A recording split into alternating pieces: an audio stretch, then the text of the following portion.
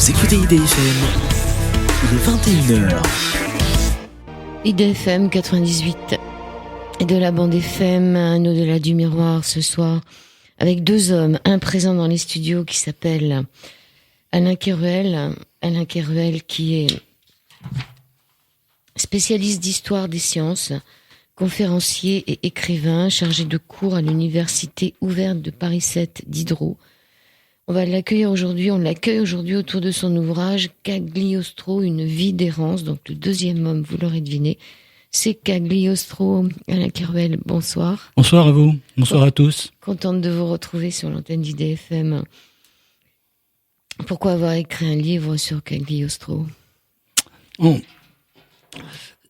C'est une longue histoire, parce que ça a démarré, je dirais, il y a à peu près 25 ans. Aussi, il y a 25 ans, vous venez de dire que je faisais des livres d'histoire des sciences, et j'étais, disons, assez assidu aux archives du Muséum d'histoire naturelle, donc à Paris, où il y avait absolument tout ce qu'on pouvait trouver dans ce domaine.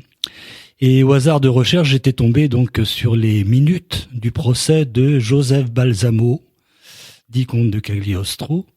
Donc j'avais lu ça parce que j'étais très intéressé, et j'avais proposé comme conférence, je dirais, à des amis et qui les avaient intéressés. Donc j'avais fait la conférence. Donc la conférence se passe, et puis j'ai appris une bonne dizaine d'années plus tard que tout ce que j'avais fait, c'est-à-dire la base de la documentation de cette conférence, les minutes en question, étaient totalement apocryphes. Donc tout était complètement faux, et je m'étais donc promis de refaire quelque chose sur Cagliostro.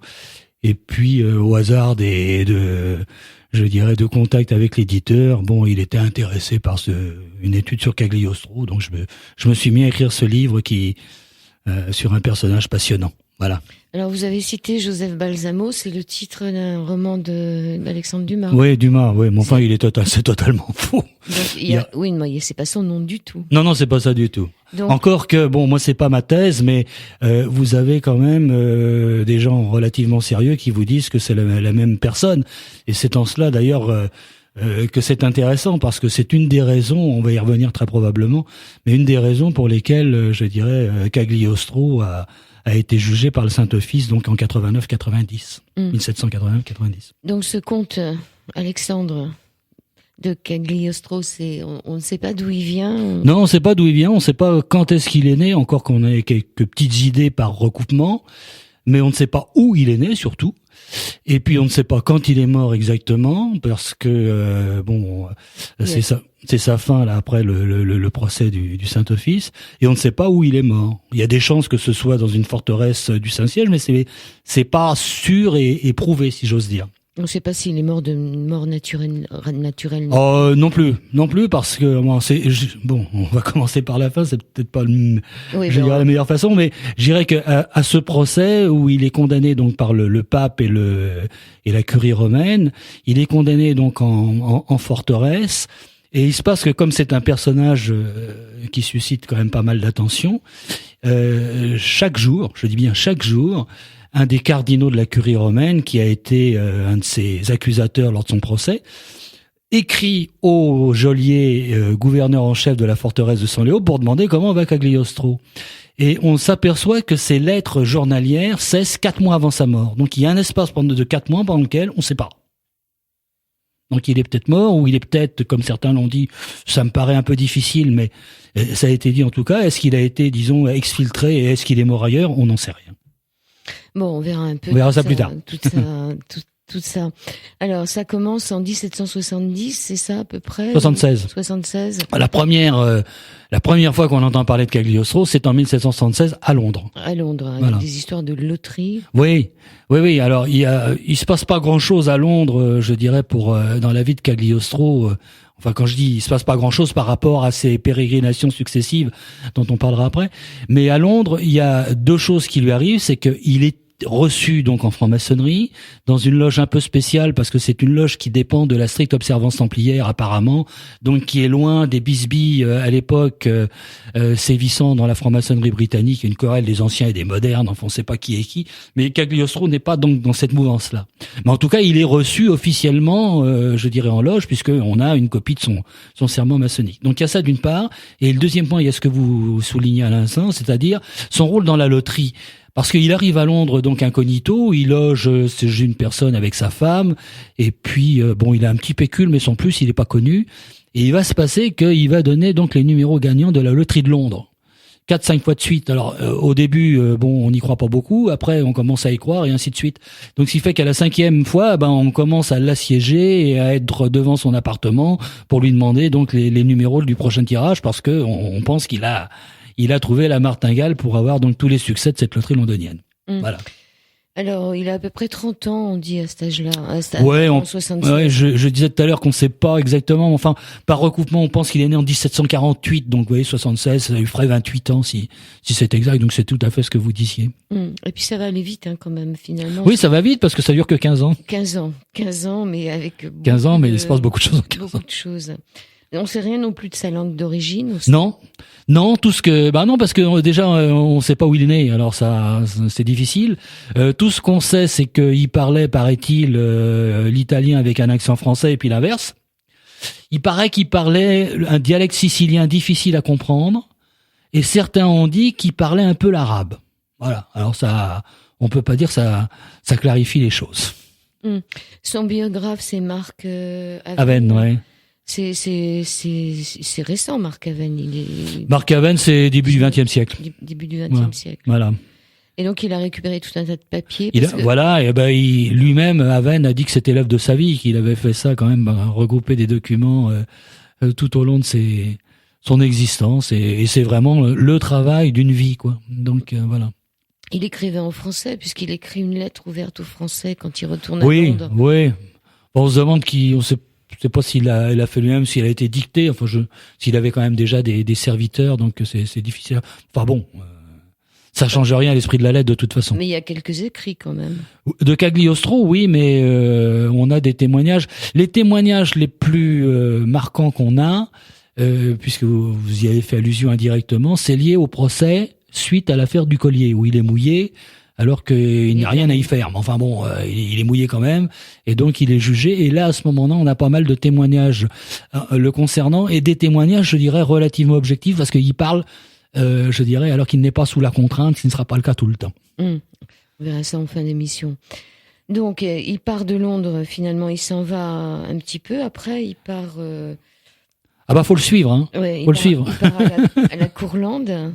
Ouais, alors la Courlande, c'est une des parties des Pays-Baltes de la Lettonie actuelle. Donc c'est le haut de la Lettonie. Donc c'était un duché de Courlande avec la principale ville qui était Mito. Et Mitterrand, donc. Et à Mito, il se fait connaître parce que je dirais que il va commencer ce qu'on appelle ses expériences de cristallomancie. Et d'hydromancie. Bon, enfin surtout cristallo, parce que bon. C'est ce qui va le perdre d'ailleurs, la cristallomancie. On le retrouvera après. Oui, c'est ça. Mais donc et la cristallomancie, donc ça consiste à utiliser des jeunes gens. Quand je dis des jeunes gens non pubères, donc c'est-à-dire très jeunes gens, filles ou garçons, et à qui il demande de lire l'avenir dans une carafe d'eau qui est placée devant le gamin ou la gamine. Je pensais que c'était lire dans les cristaux, moi. Non, pas du tout. Pardon ? Je pensais que c'était lire dans les cristaux. Non, mais c'est ça. Vous savez, on retrouve un peu, c'est ce que je dis, j'ai écrit dans mon bouquin un titre d'anecdote, c'est que dans la fin du film de Tavernier, Que la fête commence, le régent, qui est joué donc à l'époque par Philippe Noiret, monte un escalier vermoulu où il est accueilli par une vieille femme et par une jeune deux jeunes filles, deux petites filles, elles ont 6-7 ans apparemment. Et la vieille dame dit à Philippe d'Orléans, Monseigneur, quelle jeune fille et quelle gamine voulez-vous utiliser pour voir, et puis on voit pas la scène, mais on aurait ça là. Alors ces enfants, ils les appellent pupilles ou colombe. Ou colombe. Colombe, oui. Alors la colombe. La colombe, c'est une façon très particulière parce que ça se passe. On n'en a pas encore parlé.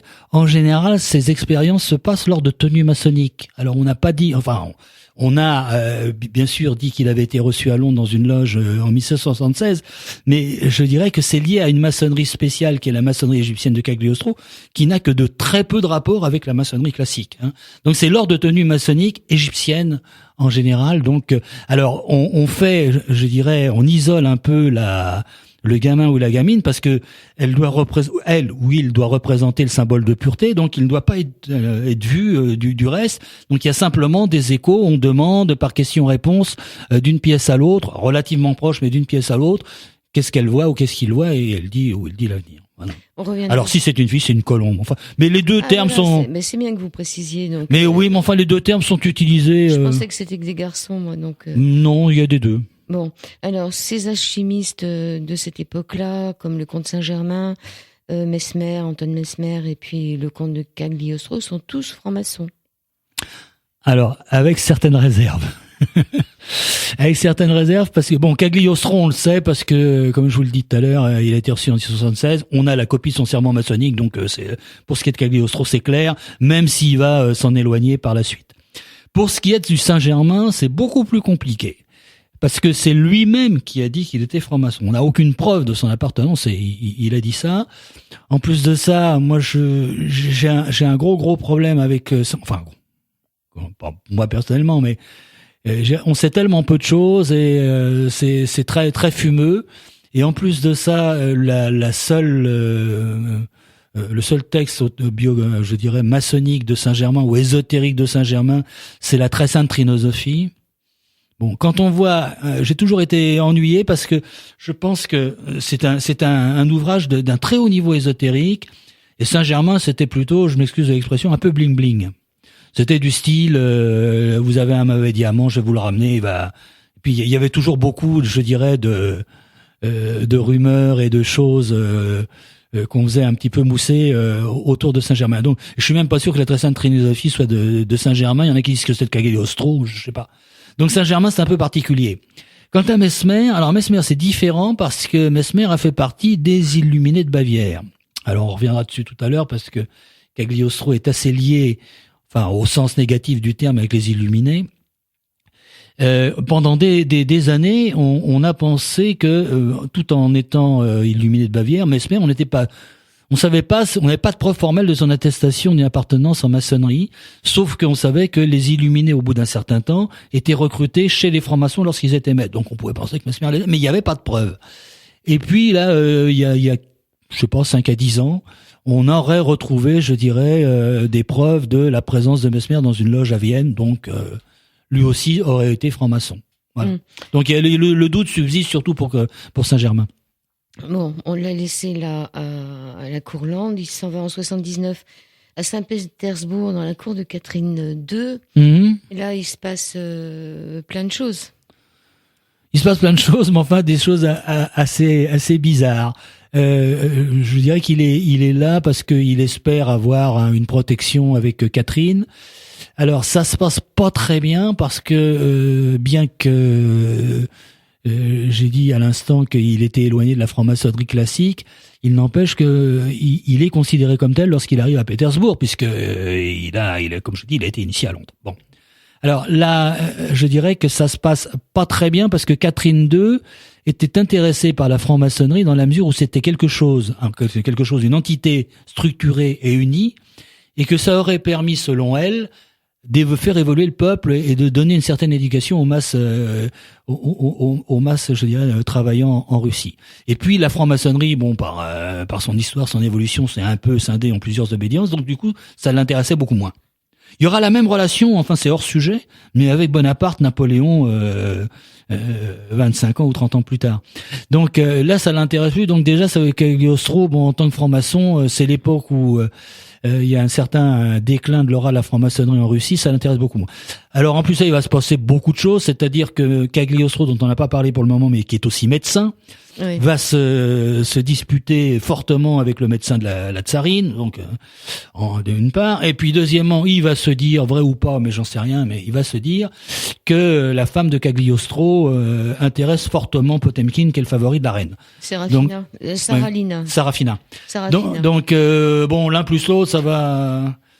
Bon, ce qui fait que Cagliostro va dire, bon, il est peut-être préférable de partir et il va quitter il est à noter parce que c'est très symptomatique, ça va toujours se passer pareil. Cagliostro, quand il arrive dans un coin, est accueilli comme le Messie. Enfin, bon, c'est une image, mais il est très bien accueilli. Mais comment se fait-il qu'à cette époque-là, les gens étaient au courant justement qu'il arrivait? Parce que les nouvelles allaient très vite, les gens voyageaient beaucoup, contrairement à ce qu'on pourrait penser.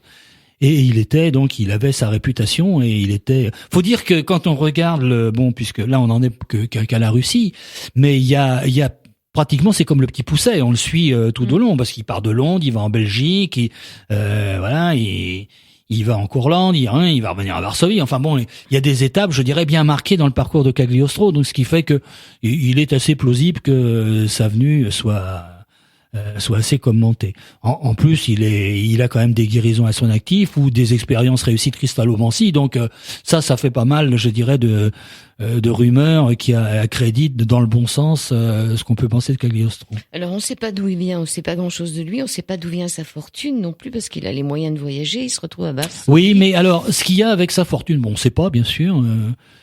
Alors évidemment, on a dit que comme il faisait un peu d'alchimie, c'était peut-être avec ça qu'il faisait de l'or.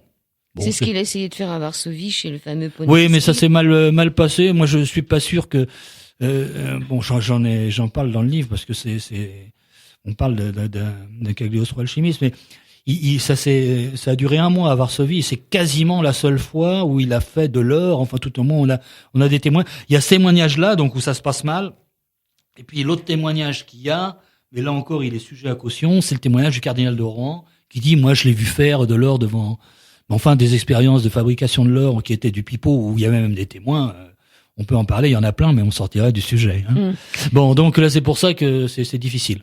Donc après. Alors, pour ce qui est de sa fortune, par contre, il a toujours vécu dans l'aisance. Il a jamais eu de lettre de crédit, il a jamais été dépendant d'un prince, quel qu'il soit. Il avait toujours de l'argent pour faire ses fins de mois. Voilà. Comment il l'avait, on n'en sait rien. Et pour voyager, quand même. Et pour voyager. Alors, en 1780, il arrive à Strasbourg. Là, il devient vraiment médecin, il soigne les riches et les pauvres et il essaye même d'ouvrir un hôpital. Oui. Il prétend avoir étudié à Médine, suivant la médecine de Paraclès. Oui, c'est ça. Voilà, là, en disant ça, vous avez dit énormément de choses qui supposent quand même pas mal de développement. Bon, il vient à Strasbourg déjà pour ce qui est de son il a une médecine un petit peu particulière, c'est-à-dire que c'est une médecine expérimentale, c'est une médecine pour laquelle il y a certaines aptitudes. Alors, comme vous le disiez, est-ce que ces aptitudes, il les a acquises à Médine, où il a eu une formation, je dirais, un petit peu spécifique? On sait qu'il avait un mentor qui s'appelait Altotas. Est-ce que ce Altotas l'a éduqué à la médecine? C'est possible, mais le Altotas, il meurt lorsque Cagliostro a 18 ans, donc c'est quand même un peu court, mais enfin c'est plausible, je dirais. Bon, alors admettons, il a des aptitudes médicales et quand il va venir avec, je dirais, des connaissances un peu différentes, et lorsqu'il va arriver à Strasbourg, il va se mettre en demeure de fonder, je dirais, un hôpital, comme vous le disiez. Le problème, c'est qu'à Strasbourg, déjà, les médecins avaient du mal à vivre. Donc, ils voyaient pas arriver d'un bon œil quelqu'un qui soignait les gens gratuitement et qui dit qu'il allait faire un hôpital de fond en comble avec sa cassette personnelle. Ça pouvait pas aller, ça déjà, ça allait pas. Bon. Alors, ça, le propos vient sur la sellette parce qu'il a quand même des protecteurs, et en particulier le cardinal de Rohan, donc qui va l'aider beaucoup. Mais malgré cette aide, ça va pas aboutir parce qu'entre-temps, il va lui arriver donc pas mal d'autres événements qui font que cet hôpital à Strasbourg ne va pas être construit. Alors il disait, ce fameux Cagliostro, il était très net, il déclarait qu'un maçon qui a besoin d'un médecin quand il est malade n'est pas un maçon. Affirmant que la science, entre parenthèses maçonnique, est intimement liée à l'art de guérir. Voilà, nous repartons dans cette deuxième partie d'émission sur l'antenne d'IDFM, sur le 98 de la bande FM avec Alain Kéruel pour son livre Cagliostro, une vie d'errance. Cagliostro, nous l'avons laissé à Strasbourg, où il n'a pas pu ouvrir son hôpital, et là, maintenant, il va arriver le 30 janvier 85 à Paris, où il ouvre cette fameuse loge égyptienne, Isis. Oui, mais pas tout à fait. Oui, mais enfin ça c'est une loge, je dirais qu'entre-temps, donc il faut revenir sur la maçonnerie, qui est une maçonnerie égyptienne, comme je le disais tout à l'heure, et qui est basée donc sur la religion copte. Et dans cette religion copte, on retrouve certaines bases dans ce qu'a dit Cagliostro, c'est-à-dire que le recours aux anges gardiens et éventuellement aussi ce qu'on appelle une purification, une double qui est manifestée par ce qu'on appelle les quarantaines. Alors il y a une quarantaine physiologique d'une part, donc physique, et une autre quarantaine mentale pendant lesquelles donc on est amené à se purifier. Voilà. Donc à partir de là, donc il va y avoir la création d'une obédience de Cagliostro, et entre autres il va y avoir, parce que il n'a pas de problème, contrairement à la maçonnerie de l'époque qui sévit surtout en France et encore pire en Angleterre d'ailleurs, pour ce qui est ce qu'on appelle des loges d'adoption où les femmes sont admises en maçonnerie. Donc lui il a des loges mixtes, et éventuellement il a une loge qui est dirigée par sa femme, la comtesse de Cagliostro. Je suis pas sûr que la comtesse connaissait grand chose à la maçonnerie, mais enfin bon. Et c'est là qu'il se passe l'affaire du collier de la reine. Oui, alors l'affaire du collier de la reine, parce que c'est lié donc au cardinal de Rohan. C'est assez fumant, c'est dans tous les sens du terme. C'est-à-dire que le cardinal de Rohan voulait absolument rentrer en grâce auprès de la reine Marie-Antoinette. Alors, est-ce qu'il avait des sentiments amoureux vis-à-vis d'elle? Peut-être. Enfin, en tout cas, il voulait surtout rentrer en grâce. Et quand je dis rentrer en grâce, parce que Rohan avait été ambassadeur auprès de la cour de Vienne, donc de la mère de Marie-Antoinette, c'est-à-dire l'impératrice Marie-Thérèse. Ça s'était très mal passé. Bon, il n'y avait aucune affinité entre les deux personnes. Puis il y avait eu des racontars, des rumeurs, enfin bon, des lettres qui étaient arrivées entre de mauvaises mains. Bon, toujours est-il que, si vous voulez, la reine Marie-Antoinette ne pouvait plus, je dirais, considérer le cardinal de Rohan. Et elle avait vraiment râlé contre sa nomination contre grand aumônier, parce que fait par son mari Louis XVI. Parce qu'il avait le fait d'avoir des grands aumôniers, entre autres, il avait la possibilité de confesser toute la famille royale. Donc il avait un pouvoir, je dirais, religieux extrêmement important. Et donc pour se retrouver les bonnes grâces de la reine, il est prêt un peu à faire n'importe quoi, et il va malheureusement être en contact avec une intrigante qui s'appelle Jeanne de la Motte-Valois, et qui va donc lui dire, mais vous savez, monsieur le cardinal, il y a un collier, là, personne n'en veut. Et pour cause, parce que c'est un collier qui était estimé à l'époque 1 600 000 livres. Alors, pour avoir un rapport un peu plus précis, la livre de l'époque, environ, c'est 20 €. Donc 1,6 million vous multipliez par 20, oui, bon. Louis XV n'avait pas voulu, vu les finances de son royaume, n'avait pas voulu l'offrir à la du Barry. Et donc les bijoutiers l'avaient toujours sur le dos, le collier, si j'ose dire. Et donc, il avait été présenté au cardinal de Rohan s'il voulait l'offrir à la reine, et on avait dit, bon, éventuellement, on pourrait peut-être le partager, et puis, bon, on fera des paiements échelonnés, et on verra ce qu'il en est. Donc, pour cela, cette intrigante Madame de la Motte-Valois va recruter une prostituée qui va donc donner un rendez-vous fictif à Rohan dans les bosquets de Versailles, en faisant passer pour la reine, parce qu'elle avait quelques ressemblances physiques avec la reine, cette femme. Elle dit pas un mot, donc ça se passe dans le bosquet, où Rohan croit reconnaître la reine, il croit reconnaître des signes d'acquiescement, et du coup, il va acheter le collier.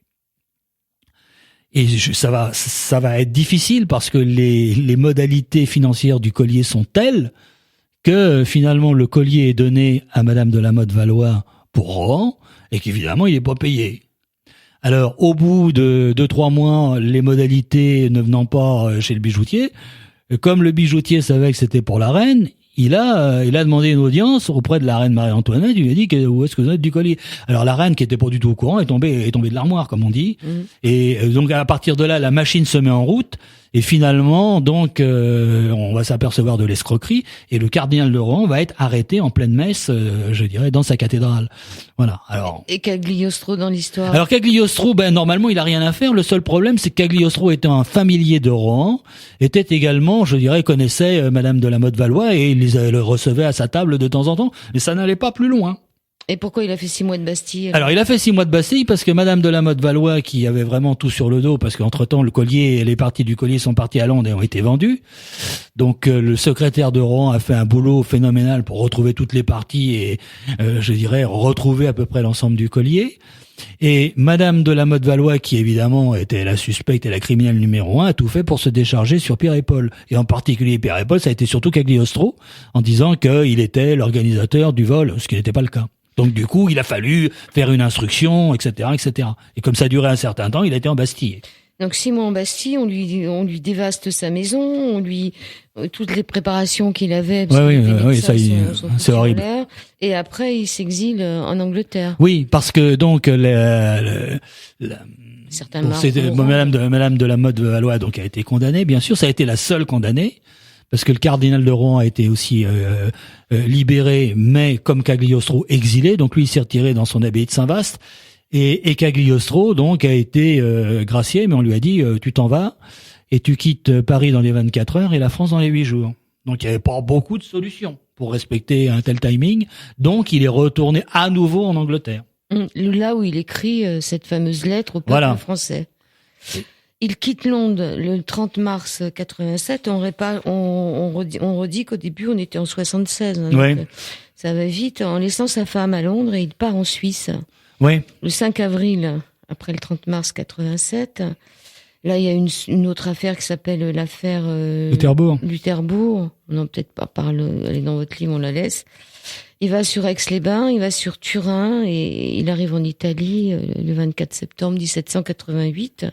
Dans une ville, Rovereto. Il y reste quelques semaines, puis après il part à Trente, et après à Rome, et c'est là que ça va pas. Pourquoi il est parti à Rome? Alors, on reprend tout depuis le début, parce que vous avez dit tellement de choses que...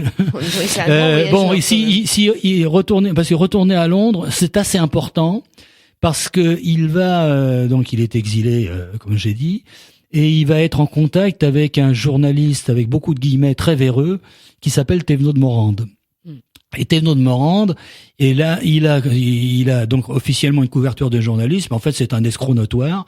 D'ailleurs, il a été exilé de France pour des raisons de vol, d'escroquerie, de chantage, enfin de tout ce qu'on veut. Et son travail à Londres, c'est le chantage. Alors, quand je dis c'est le chantage, parce que comme Cagliostro, il y a beaucoup de Français, enfin ou tout au moins de personnes qui ont fui la justice de Louis XVI, qui sont exilés. Et donc, Thévenot de Morande va les voir les uns après les autres, en sachant un petit peu leur parcours antérieur, et leur dit voilà, je vais dire ça et ça sur vous. Si vous voulez pas, vous payez. Donc c'est du chantage. C'est de la calomnie. Oui, chantage et calomnie. Et en particulier, je vois ce qui est assez drôle, c'est qu'il va dire la même chose à l'ambassadeur de France, en disant on est à la fin du règne de Louis XV, par exemple, où il va dire vous savez, Madame Dubarry est une prostituée, alors je vais le dire et je vais l'écrire. Alors si vous voulez pas l'écrire, vous payez. Et le roi de France Louis XV va payer. Donc c'est ça qui est... Bon, et avec tout le monde, il fait ça. Avec Cagliostro, il tombe sur un os parce que Cagliostro dit je paierai pas. Vous pouvez raconter tout ce que vous voulez, je paierai pas. Mais ce qu'il y a de malheureux, c'est que c'est pour ça que c'est important, parce que Thévenot de Morande va raconter pique-pente sur Cagliostro, tout est faux bien entendu, mais ça va, je dirais, coller au basque de Cagliostro jusqu'à la fin de sa vie, et toute la réputation sulfureuse qu'il a même encore aujourd'hui auprès de certaines personnes tient à ça. Tient à cette rumeur nauséabonde. C'est quoi cette réputation sulfureuse? Cette réputation, c'est que c'est un escroc, parce que en particulier un charlatan. Quand je dis un escroc, parce que justement, pour revenir au tout début de notre entretien, on l'assimile à Balsamo. Balsamo, c'était une fripouille qui évoluait en Sicile, à Palerme et à Messine. Donc, c'est pas Balsamo, tout au moins pas ce Balsamo-là. Donc pour tout ça, c'est dur. Et faut dire qu'à ce moment-là, l'information n'est pas contrôlée. Si une information est transmise d'Angleterre en Russie, elle est reprise en Russie comme elle était en Angleterre, elle n'est pas du tout contrôlée. Donc avec quelqu'un qui voyageait en Europe et qui changeait de pays à peu près tous les 3 mois, il y avait absolument rien de contrôlable. Donc c'est pour ça qu'il a traîné cette réputation importante. Alors charlatan à l'époque, ça voulait dire pas la même chose. Bah, que charlatan, maintenant. non, ça veut dire, charlatan à l'époque, c'est plutôt guérisseur. Alors, donc, ça tombait bien avec Cagliostro qui soignait beaucoup, avec une médecine un petit peu différente. On a parlé tout à l'heure, j'ai pas eu le temps de développer, mais la médecine de Paracelse, qui est un alchimiste de la Renaissance, qui a une médecine un petit peu particulière, liée à l'astronomie, à l'alchimie, et puis, je dirais, aux thérapies elles-mêmes. Donc, Cagliostro s'inscrit un peu dans cette lignée-là, hein. Un peu alchimiste, un peu astrologue, un peu beaucoup voyant. Enfin bon, il a un petit peu tout cela. Donc il a des guérisons. Et lorsque c'est important parce que lorsque le Saint-Siège lui fera un procès, ils essaieront un peu de gratter dans ce domaine. Ils trouveront pas de cas pendables pouvant leur servir. Des guérisons, il en a. Hein. Il y a des chiffres dans le livre. Oui. Énorme, parce que quand il arrive à Paris, il décide de plus guérir. Hein. Mais Oui. quand il était à Strasbourg et quand il était à Bordeaux aussi, il a des gros chiffres, hein, 15 000 personnes. Oui, c'est ça. Il y avait même un service d'ordre devant sa porte. Oui, devant sa porte, parce que comme il soignait gratuitement, et à l'époque c'était quand même pas courant, donc automatiquement il y avait beaucoup de monde et ça supposait un certain ordre. Pour ses audiences, comme il disait. Et pourquoi il s'est arrêté de faire le médecin? Il s'est arrêté parce qu'il a eu pas mal d'ennuis. À Strasbourg, ça s'est mal fini. Mais c'est le problème de Cagliostro, c'est ce que je disais tout à l'heure, c'est qu'il arrive dans un endroit, quel que soit en Europe, ça se passe formidablement au début, et puis 2-3 mois après, il suscite la jalousie d'un peu tout le monde. Vous avez évoqué tout à l'heure rapidement Rovereto en Italie. Alors Rovereto, c'est pareil. Les médecins qui l'accueillent au début, à la fin, ils veulent plus l'avoir en face de lui, d'eux, parce que ils soignent les gens gratuitement et que ça leur fait du tort dans leur chiffre d'affaires, par exemple. Donc il arrive à Rome et c'est là où ça va basculer. C'est vraiment Alors ça bascule pour tout un tas de raisons. C'est que il y a des choses dont on n'a pas parlé. C'est tellement foisonnant c'est que il a des relations, on ne sait pas comment, mais en tout cas, il a des relations avec l'ordre de Malte. Bon. Quand je dis on ne sait pas, c'est qu'il était protégé du grand maître de l'ordre. On a dit pendant un moment qu'il aurait été un fils adultérin d'un grand maître, c'est à mon avis certainement faux. Mais en tout cas, il avait des relations puisque lorsqu'il arrive à Malte au sein de l'ordre, le grand maître l'installe dans une chambre à côté de la sienne et lui donne un laboratoire alchimique. Donc on donne pas ça à quelqu'un qu'on connaît pas quand même. Donc il y a certainement des raisons. On ne sait pas exactement lesquelles, mais il y a des raisons. Donc il a des accointances avec l'ordre de Malte. Et je dis ça parce que quand il va arriver à Rome, il va y avoir ce qu'on appelle une séance, je dirais, à la Villa Malta, qui est l'ambassade de Malte là-bas. Alors c'est surréaliste cette séance parce que il y a tout le gratin de la curie romaine. Il y a énormément de cardinaux. Il y a entre autres le cardinal de Bernis, qui est l'ambassadeur de France auprès de l'ordre de Malte. Donc il y a énormément de monde, des gens très bien. Donc et c'est une soirée qui normalement devait commencer à une heure à peu près normale, 21h, 22h. Mais c'est pas le cas puisque on attend Cagliostro et Cagliostro arrive en transe sur le coup de 2h du matin et il commence par dire oui, je suis un peu en retard. Alors, il a un peu les cheveux ébouriffés, enfin il est complètement azimuté comme on dirait aujourd'hui. Et il commence par dire oui, je suis en retard, mais c'est normal parce que j'étais aux noces de Cana. Donc le temps que j'arrive, vous voyez, mais alors les gens le regardent un peu bizarrement. Oui, j'y étais. D'ailleurs, vous savez qu'il y a eu de l'eau transformée en vin, mais moi je sais le faire aussi. Je vous le montrerai, vous verrez. Je sais tout faire un peu comme lui. J'ai entendu Jésus. Oui. Et puis vous allez voir ce que vous allez voir. Et effectivement, c'est ce qui se passe. C'est-à-dire que il va commencer par transformer donc de l'eau en vin, c'est-à-dire qu'il met de l'eau dans les de carafe dans les verres des cardinaux, il met un petit peu d'une fiole et puis l'eau se transforme en vin et tout le monde dit que le vin est formidable, qu'il est très doux et très très agréable à boire. Ça c'est une première chose. Je parlais du cardinal de Bernis à l'instant.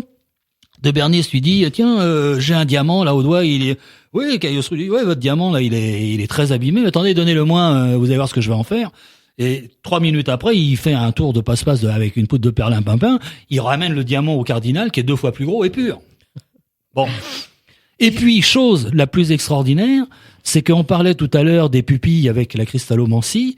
Il y a une séance, donc toujours à Malte, où il va dire absolument, donc là on est en mai 1789. On est le 15 septembre 89.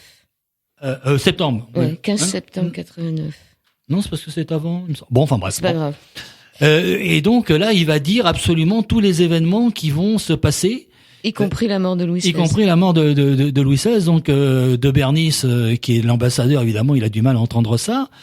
Et il dit, je suis désolé, mais ça va se passer comme ça, c'est pour moi qui l'ai dit, c'est la pupille. Enfin bon, puisque évidemment, on demande à la pupille qui voit une foule, on dit où est-ce que ça se passe. Elle dit je sais pas, mais j'ai entendu quelqu'un dire à Versailles. Alors automatiquement, tout le monde en déduit que c'est Louis XVI. Enfin, voilà. Et donc tout ça fait que ça va, comme je disais à l'instant. Et vous avez oublié quelque chose aussi. Certainement. Il y a tellement oui, parce que ce jour-là, il leur fait boire de l'élixir de jouvence, une espèce de mixture qui doit les rajeunir aussi. Aussi, oui, il y a ça aussi. Donc c'est ça aussi. Oui, c'est ça aussi. Bon, enfin, toujours est-il que c'est cet ensemble certainement qui ne plaît pas au pape, Pie VI, et donc le pape va procéder à son arrestation. En plus, il a commencé à monter un dossier contre Cagliostro. Contrairement à ce qui a été dit, par les cardinaux un peu plus tard.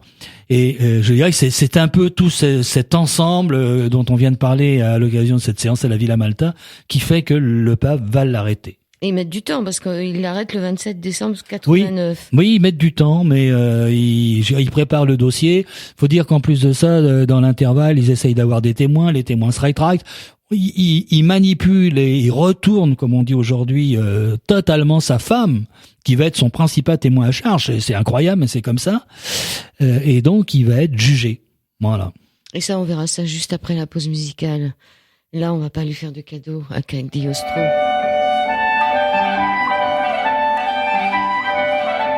Voilà, une musique de François de Vienne qui aurait pu, que Cagliostro aurait pu écouter. C'est François de Vienne, 1759-1803.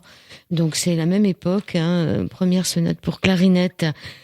Toujours avec Alain Keroual et Cagliostro sur l'antenne d'ID FM. Donc là, Cagliostro a été arrêté le 27 décembre 89.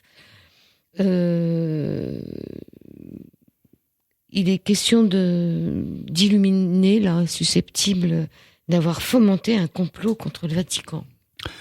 Alors, il y a plusieurs facteurs qui rentrent en jeu. Déjà, premièrement, faut parler des illuminés, parce qu'il y a énormément de courants illuministes en cette fin de XVIIIe siècle. Mais quand on parle d'illuminés, là, à propos d'un prétendu complot, il faut entendre les illuminés de Bavière, donc, qui sont dirigés par Adam Weishaupt.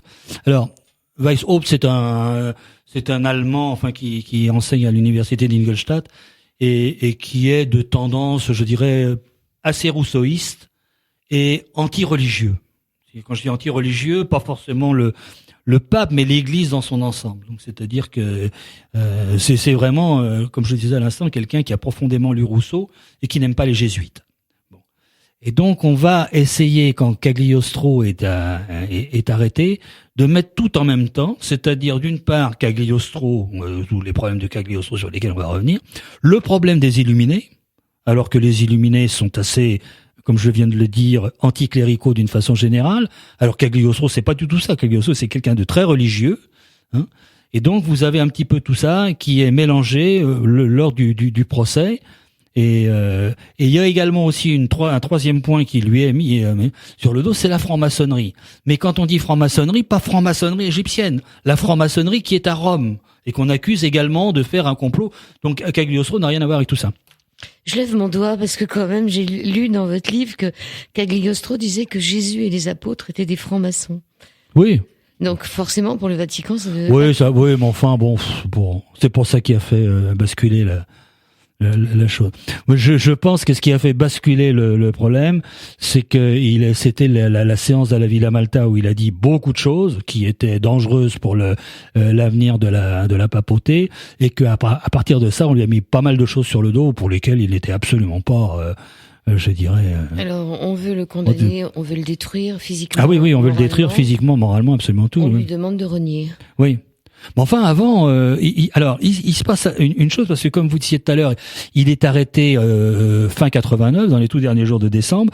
Le procès va durer un certain temps. Quand je dis il va durer un certain temps, pendant, je dirais, au moins le premier trimestre 1790, ça se déroule assez normalement. C'est-à-dire qu'il est interrogé, pas tranquillement, parce qu'on peut jamais dire qu'un prisonnier est interrogé tranquillement, mais enfin, tout au moins, il n'est pas torturé. Alors, c'est un procès, je dirais, c'était une accusation et une instruction relativement claire. Pourquoi ? Parce qu'à l'époque, le pape, a des problèmes avec les souverains d'Europe, tous les despotes éclairés, c'est-à-dire Frédéric de Prusse, mais surtout Joseph II en Autriche, Catherine aussi en Russie, mais surtout Joseph II. Et parce que Joseph II a quand même déclaré qu'il voulait plus de séminaires gérés par la papauté et la chrétienté dans ces États. Donc ça va très très loin. Et puis là, donc Joseph II meurt. Donc le pape a beaucoup plus de latitude, je dirais. Bon, il a une puissance qui revient. Et donc, comme par hasard, juste à ce moment-là, les conditions de l'instruction de Cagliostro vont être totalement différentes. Ou alors là, il va avoir droit à la torture, tous les moyens de pression inimaginables. Enfin, il joue, comme je disais tout à l'heure, avec sa femme qui est contre lui. Enfin, c'est vraiment horrible. Est-ce qu'elle est vraiment contre lui? Non, parce qu'il demande à sa femme de dire ce qu'il faisait. Il demande même à un des pupilles ou une colombe, là, un des petits enfants qui avait participé. Oui, on essaye de faire dire n'importe quoi à n'importe qui. Mais sa femme, c'est pas parce que vous dites qu'elle a pas vraiment assisté. Oui, elle a pas vraiment. Oui, pour cela, donc elle n'est pas d'une grande utilité, mais pour le reste, elle est quand même partie prenante, si j'ose dire. Quand il y a l'arrestation de Cagliostro et qu'on fouille la maison, c'est quand même la femme qui dit où sont les papiers qui vont être le plus gênants pour Cagliostro. C'est quand même pas très glorieux, quoi. Voilà. Donc pour tout ça, il va être, alors on en revient, donc il va être condamné à mort. On lui demande de renier déjà. Et surtout, mais après on va, public, après on le gracie, mais sous certaines conditions. Donc on lui demande de renier. En public. On va lui brûler tous ces. Ça, c'est le 20 juin 1791. Voilà, et donc il va faire ça à pied et sur les genoux entre, comme je l'ai dit dans le livre, c'est la place de la Minerve, parce qu'on fait ça parce que la Minerve, c'était la sagesse, et c'était l'emblème des illuminés de Weishaupt. Donc comme on voulait absolument assimiler les deux, je pense que si on lui a fait faire son chemin à partir de la place de la Minerve, c'est pas gratuitement. Ça tombe exactement pour ça. Donc il va être envoyé donc à la suite de ça à la forteresse de San Léo. Le 21 avril. Voilà, 91. où il va mourir, on sait pas quand, je dirais. Dans le livre, c'est marqué le 26 août 95. Mais d'accord. Mais on sait pas parce qu'il y a, comme je disais tout à l'heure, il y a un intervalle de 4 mois pendant lesquels on sait pas s'il est déjà mort ou il a été, je dirais, exfiltré ailleurs ou s'il a pas été exfiltré du tout. Toujours est-il qu'on n'a pas retrouvé sa tombe, ni celle de sa femme, comme vous le disiez tout à l'heure. Alors, et on retrouve pas son corps, comme vous dites, il n'y a pas de corps. Donc, il y avait des recettes. Cette recette du vin d'Égypte ou des gouttes jaunes. Oui, il y avait pas mal de. Vous les avez retrouvées? Non, je les ai pas retrouvées, mais enfin pas moi, mais les formules ont été retrouvées. Et là-dessus, justement, c'est un des problèmes parce que tous les gens qui ont approché ça de très près disent que c'était des formules absolument efficaces. Donc ça veut dire que Cagliostro avait des connaissances en pharmacologie et en botanique reconnues. Alors où les a-t-il apprises? À Médine, je sais pas. Vous dites aussi dans votre livre qu'il y a certaines techniques indiennes, des rasanaya. Oui. Et ça pose, là également, ça pose aussi des problèmes parce qu'on sait pas, on peut se demander, je dirais, comment Cagliostro a pris. La seule possibilité, faisable, c'est ça que j'entends. Je ne prononce pas de jugement. C'est lorsqu'il était à Médine, apparemment, il a été dit que lorsqu'il était à Médine, avec Altotas, là, donc son mentor. Déjà, ça pose un problème sur ses origines, parce que le fait quand même que un orphelin ait à sa dévotion un gouverneur, 2 domestiques, enfin une équipe, quoi. Il fallait bien que quelqu'un finance tout ça, donc on sait pas qui. Bon, il a été dit qu'il aurait fait des voyages en Orient avec Altotas. Alors bon, moi je veux bien, mais ça lui fait quand même apprendre la médecine et la pharmacopée assez tôt. Quand je dis assez tôt, quand on fait un peu le décompte année par année, il avait entre 14 et 16 ans. Alors c'est possible, encore une fois, mais ça fait jeune quand même. Il a soigné quand même une gangrène. Oui. Donc des choses qui étaient insoignables. Oui, non, mais je veux dire par là que, d'accord, mais où est-ce qu'il a appris ça? C'est ça qui pose un questionnement, parce que donc c'est peut-être en Asie, peut-être en Inde, puisque il y avait donc, comme vous le disiez, des analogies avec la philosophie indienne, peut-être, mais on n'en sait strictement rien là-dessus, ou pas grand-chose. Alors, et cet évangile de Cagliostro, on n'en a pas parlé du tout. Oh c'est pas, je dirais que c'est anecdotique parce que ça a été traduit et fait par Marc Aven. Alors Aven, dont on parlait tout à l'heure, qui est le premier biographe sérieux de Cagliostro, bon, il est pro Cagliostro, hein, c'est-à-dire que bon, c'est pas lui qui va l'enfoncer, loin de là. Donc cet évangile, il parle, je dirais, d'après un témoin qui aurait croisé Cagliostro pendant son séjour à Rovereto. Alors Rovereto, comme vous le disiez tout à l'heure, c'est Rovereto, Turin avant d'aller à Rome. Hein. Rovereto, c'est pas loin de Venise, enfin dans ce coin-là. Donc c'est la fin de son séjour. Et là, donc il est dit qu'il soigne beaucoup et qu'il a un rôle bénéfique auprès de la population. Alors bon, c'est là où justement on dit aussi, d'après toujours ce témoin, que peut-être il parlait l'arabe parce qu'il avait des rudiments dans cette langue. Il devait parler l'italien aussi. Bah italien, comme je disais au début, on sait pas. Il parlait italien avec un fort accent français. Alors est-ce qu'il l'a appris ou pas? Parce que c'est un point dont on n'a pas beaucoup parlé jusqu'à maintenant. C'est d'où il vient Balsamo? Quelles sont ses possibilités? Bon, le nom de Cagliostro, le nom de Balsamo, et tout ça, c'est lié à des phénomènes de politique qui démarrent à la fin du XVIIe siècle, donc pratiquement 70 à 100 ans avant la naissance de Cagliostro, avec tout un tas, je dirais, de personnages qui sont mouillés dans ce qu'on appelle la révolte de Messine, hein, et qui sont obligés d'échapper parce qu'il y a une guerre entre les Espagnols et les Français, et les Italiens, les Siciliens en particulier, sont au milieu où ils essayent un petit peu de tirer des profits de cette guerre. Et malheureusement, pour ce qui est, je dirais, des Balsamo, la famille Balsamo telle qu'on la connaît, mais je parle pas de Cagliostro, je parle de la famille Balsamo. La famille Balsamo est proscrite. Donc il y en a, ils s'en vont et on sait pas où ils sont.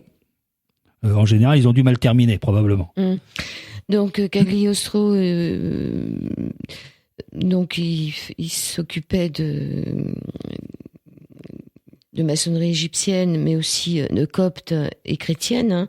Oui. Il souhaitait apporter la lumière du Christ quand même. Hein. En ce qui concerne le magnétisme, qui était aussi de son époque, c'était pas un fan du magnétisme. Il est pas très copain avec les théories de Mesmer là. Moi, je voudrais revenir. Vous venez de l'évoquer très succinctement. Je voudrais revenir. Moi, c'est ce qui m'a intéressé. Pourquoi Rome? Pourquoi il vient à Rome? Parce que à Rome, on ne l'a pas précisé, mais la franc-maçonnerie est interdite. Hein, il y a une bulle d'excommunication en 1737. Alors même si Cagliostro ne fait pas partie de la franc-maçonnerie classique, il est normalement considéré comme franc-maçon, même sa franc-maçonnerie égyptienne, et il n'a pas à venir à Rome. Donc il sait qu'en venant à Rome, il se jette un peu dans la gueule du loup. Et ça, c'est extrêmement important. Alors il a été dit beaucoup de choses. Il a été dit qu'il voulait voir le pape pour faire reconnaître sa maçonnerie égyptienne, justement, qui était différente de celle des autres. Bon, moi, ça me laisse un peu perplexe. Je pense simplement que il a, comme a dit un de ses accusateurs du Saint-Siège, il se prenait, et avec une seule chose, il avait tous les pouvoirs sauf celui d'être Dieu, mais il en était pas loin.